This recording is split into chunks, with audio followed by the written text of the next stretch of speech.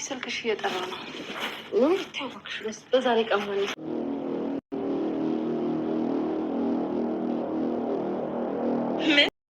ሮዚ በስተመጨረሻም እንግዲህ ማይካን ሰርታላታለች ማለት ነው። ምክንያቱም እነሱ እንደሚሰሩት ድራማ እኛም መስራት እንችላለን። ስለዚህ ናታን አሁን ላይ ዝም ብለ እሺ ብለ የቀለበት ፕሮግራሙን ተቀበል በማለት እንግዲህ ሮዚ ለናታን ለወንድሙ መክረው ነበረ። እንዴት አድርጌ ነው እሺ ብዬ የምቀበለው? እንዴት ነው የማደርገው? እንዴት አድርጌ ሮዚ፣ እኔ እኮ ሰላምን ወዳታለሁ፣ አፈቅራታለሁኝ። ስለዚህ እንዴት አድርጌ ነው ከዚህ ጉድ የምወጣው? በማለት እንግዲህ ጠይቋት ነበረ። ግን ደግሞ ሁሉን ነገር በእኔ ተውልኝ፣ በቃ ሁሉን ነገር እኔ ያስተካክለዋል፣ አንተ ብቻ እሽ በላት፣ በቃ እማዬን እሽ በላት፣ እኔ የማደርገውን አሳይሃለሁ፣ አሁን ግን አልነግርህም፣ በራሱ በወቅቱ አሳይሃለሁ ባለችው መሰረት ማለት ነው ሮዚ እንግዲህ አሁን ላይ ማለት ነው እጅግ በጣም ሰርታላቸዋለች ማለት ይቻላል። ምክንያቱም እንግዲህ ማይካ በጣም እንደምትወደው እንደምታፈቅረው ነው እንግዲህ ያው ናታንን ማለት ነው። ናታን ደግሞ አይወዳትም አያፈቅራትም ማለት ነው። በነገራችን ላይ የበነ ራሱ ሮዚ ጠይቃት ነበር። የማይወድሽን የማያፈቅርሽን ሰው እንዴት ነው እሱን አገባለሁ ብለሽ ሞጨጭ ያልሽው? ምንድን ነው ይሄን ያክል ለማይወድ ሰው መደሰት ምን ይሰራልሻል? ብላ ጠይቃት ነበረ ማለት ነው።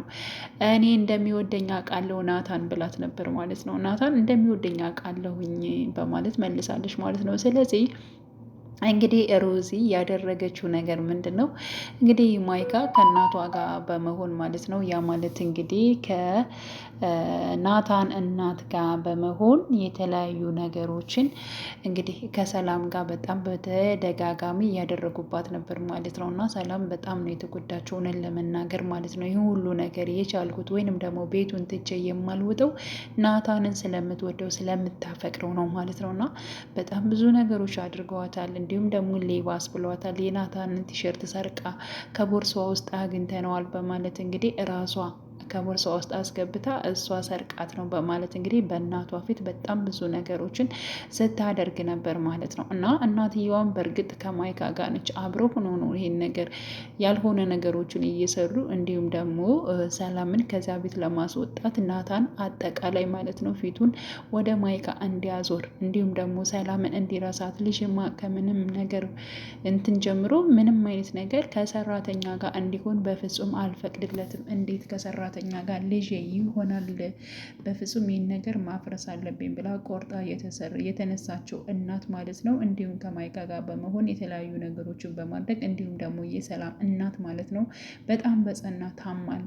እናት ሳትሞት ድረሽላት በማለት እንግዲህ የተሳሳተ ስልክ እንዲደውል በማድረግ እናቷ ምንም ያልሆነችውን ታማለች በማለት እንግዲህ ሁለታቸው ይህን ሴራ በማሰር ነበረ የነገሯት ማለት ነው። እና በወቅቱ እንግዲህ ሰላም እጅጉን በጣም ነበር ያለቀሰችው። ምክንያቱም እናቷ በጣም ስለታመመችባት ተብላ ስለተነገራት ማለት ነው። እና ናታን በወቅቱ ምንድን ነበር ከጎኗ ነበረ፣ እንዲሁም ደግሞ ሮዚም ከጎኗ ነበረች ማለት ነው። እና ብቻዋንማ አትሄድም፣ እኛም አብረናት እንሄዳለን። ናታን በተለይ እኔ አብሬያት እሄዳለሁ፣ አደርሳታለሁ። እንዴ አንተ ልጅ ምንድን ነው እንደዚህ ይሄን ያክል እሷ ጋር የምትለጠፈው?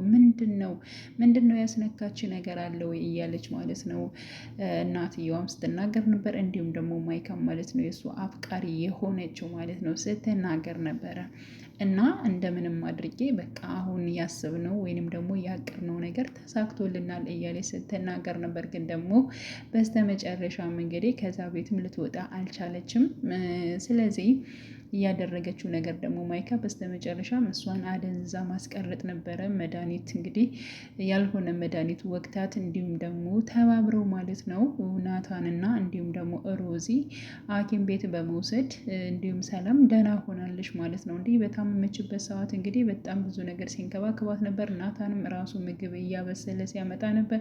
ሮዚም ጁስ እየገዛች በነገራችን ላይ ሰላም እህታቸው እስከምትመስል ድረስ ነው በጣም ያላቸው ቅርቤት ማለት ነው። እና በዚህን ያክል ሰላም ያው ሮዚም እንዲሁም ደግሞ ናታን ለእሷ ጥሩ ሰው በመሆናቸው እጅግ በጣም ጥሩ ነው ብዬ ነው የማስበው። በተለይ ሰላም አብራቸው አስባችሁታል ለሮዚ ማለት ነው ከእናቷ ጋር ወይንም ደግሞ አፈቅረዋለሁ ከምትለው ከማይካ ጋር አብራ ብትሆን በጣም ሰላም ትጎዳለች ማለት ነው። በናቲ ብቻ ብትሆን የሚረዳ ሰው ባይኖር ማለት ነው። ያ ማለት ሮዚ ባትረዳት ልክ እንደ እናቷ ክፉ ብትሆን በጣም ነው የምትጎዳው። ግን ደግነቱ ደግሞ ማለት ነው ፍልቅልቋ ሮዚ እጅግ በጣም ነው ደስ የምትለኝ በነገራችን ላይ ሮዚ ማለት ነው። እና ከሰላም ጎን ነች እና እንደዚህ አለባብሳ እምር አድርጋታለች አሁን ማለት ነው። ስለዚህ ምንም ነገር እንድትኝ አልፈልግም በማለት እንግዲህ የሚቀባባ ፊቷንም ቅብት ብታደርጋታለች። ባለው ፀጉሯም እንግዲህ አሳምራታለሁ።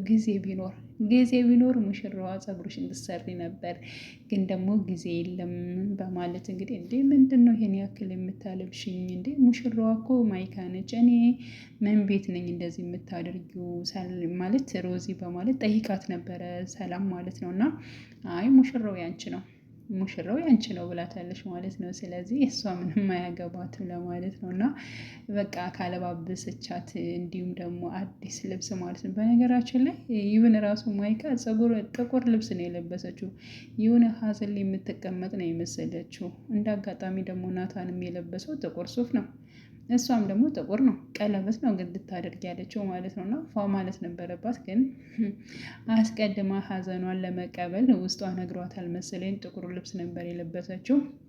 እንዲሁም ደግሞ ለሰላም ማለት ነው እንግዲህ ሮዚ ፏ ብትን ያለ የሀበሻ ቀሚስ እጅጉን በጣም የሚያምር ማለት ነው አልብሳታለች። እንግዲህ ናታን ሲያይሽ በጣም ነው የሚወድሽ፣ በጣም ነው የሚያምር፣ በቃ ልቡ ትርትር ነው የሚለው አለቻት ማለት ነው። እና በጣም የምሰጣት ሞራል የምሰጣት ፈገግታዋ ብቻ ራሱ የሮዚ በቂ ነው ብዬ ነው የማስበው ማለት ነው። እና ያ የተኮሳተረችው ራሱ ሰላም በቃ ምን ልታደርግ ነው ይች ልጅ ምን አስባ ነው በማለት እንግዲህ ምክንያቱም በናታን ጉዳይ ራሱ እንትን ብላለች። እሺ ብሎ ቀለበት ፕሮግራም ሊያደርግ እንደወሰነ እንዴት ነው እናቱን መጋፈጥ ያልቻለው? ለምንድን ነው? እኔ እኮ ለሱ ብዬ ነው ይህ ሁሉ ነገር የማደርገው እያለች እሷ እያለቃቀሰች ነበረ። እንዲሁም ደግሞ ምግቡንም አዘጋጅታ ነበር ማለት ነው። እና እናቱ መታ ደግሞ ምግቡን ተሎ እንድታቀርብ ደግሞ እንደዚህ በልጅ ደስታ ላይ አንቺ እንድታማረችበት ራሱ አልፈልግም እንዳታለቅሽ እያለች እንግዲህ እሷም ስትናገራት ነበር ማለት ነው። እና እንግዲህ ሮዚ ሆን ብላ ይሄን ነገር አስባ አቅዳ እነሱ ድራማ እንደሚሰሩት እኛም ደግሞ ድራማ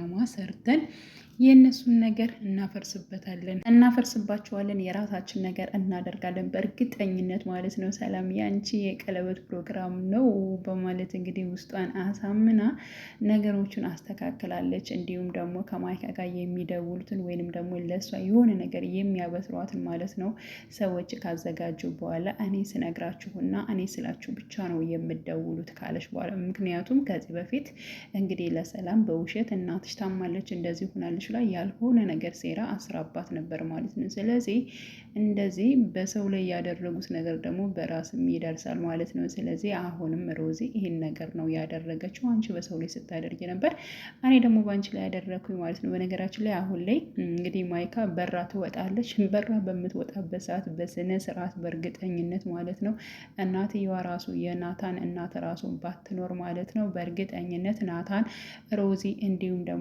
ሰላም ማለት ነው እያጨበጨቡ በተዘጋጀው ፕሮግራም ላይ በእርግጠኝነት ለሰላም ቀለበት ያደርጉላታል ብዬ ነው የማስበው። እኔ ይህን ነው የማስበው። እናንተም እንግዲህ ያላችሁን ሀሳብ አስተያየት ላይ ኮሜንት ላይ መጻፍ ትችላላችሁ። በነገራችን ላይ እንግዲህ አብረዋት ነው ያደገችው ማለት ነው። ያ ማለት እንግዲህ ሰላም በልጅነቷ አብራቸው ነው ያደገችው እና ከዛ አንጻር እንግዲህ ናታን እጅጉን በጣም ነው የሚወዳት የሚያፈቅራት። እንዲሁም ደግሞ ሮዚ እንደ እህትነት ራሱ በጣም ነው የምትወዳት ማለት ነው። ያላቸው ቅርቤታ ያላቸው በቃ የመከባበር እንትናቸው በተለይ ማለት ነው ስለ ናታን እና እንዲሁም ደግሞ ሮዚ በእህትና በወንድምነታቸው በሚተጋገዙት ነገር እናታቸው የምትላቸውን ነገር ደግሞ ወደ ሌላ በመውሰድ የሚያግዟት ነገር ምናምን በቃ ያላቸው ነገር በጣም ነው ደስ የሚለው ማለት ነው። ስለዚህ ማይካ በስተመጨረሻ ማጨብጭባ ትቀራለች። በስተመጨረሻም ናታን የኔ ሆነ እያለች ነበር። ልብሴን አስተካክልኝ እንደዚህ አድርጊልኝ፣ በቃ በጣም ብዙ ነገር ነበር ያሰበችው ሰላም ማለት ነው። ምክንያቱም በቃ ማይካን የሆነ ነገር ለማድረግ የሆነ በቢላም ልትወጋ ታሰበች። እንዲሁም ደግሞ ውሃ ልደፋባትም በቃ ፀጉሯን ለማበላሽማትም አሰበች። በቃ ውስጧ እርድብን ብሎ ነው በቃ ውስጧን ያዝ ያደረገችው ማለት ነው። እና በጣም ነው ማምረው አይደለ። በስተመጨረሻም እንግዲህ ናታን የኔ ሆነ እያለች እንግዲህ ስትንቀባረርባት ነበር ማለት ነው። እና አሁንም በእርግጠኝነት ያው ከማይካ ወጥተው ማለት ነው። ናታን ያው ለሰላም ቀለበት ያደርግላታል። በማን እጥረት? በሮዚ እጥረት ማለት ነው። እና አሸወይና እያለች ነበረ። እኔ በጣም ስታስቀኝ ነበር በነገራችን ላይ ሮዚ ማለት ነው። ማለት በጣም ፈታ እያለች ነበረ ፕሮግራሙን ራሱ ስታስኬድ የነበረችው። ያ ማለት እንግዲህ ስራዋን በጎን እየሰራች ማለት ነው። እና እንግዲህ በጉጉት እንጠብቃለን ቀጣይ ፓርት ምን ሊፈጠር ይችላል የሚለውን። አሁንም በእርግጥ እናትየዋም እንዲሁም ደግሞ ማይካ ሰላምን አይተዋትም በጣም ብዙ ስቃይ ሊያደርሱባት ይችላል። ግን ደግሞ እውነተኛ ፍቅር እንዲሁም ደግሞ ወንድ ልጅ ካፈቀረ ደግሞ ያፈቀረውን እንጂ ካልፈለገው ሰው መቀመጥ አይወድም፣ የታወቀ ጉዳይ ነው። ስለዚህ ለእሷ ብሎ ደግሞ በጣም ብዙ ነገሮችን መስዋዕትነት ሊከፍልላት ይችላል ብዬ አስባለሁኝ። ቀጣይ ፓርት በጉጉት አብረን የምጠብቀው ይሆናል። ውድ ቻናሌ ተከታታዮቼ ቤተሰቦቼ በያላችሁበት ሰላማችሁ ይብዛልኝ። መልካም ጊዜን ተመኘውላችሁ።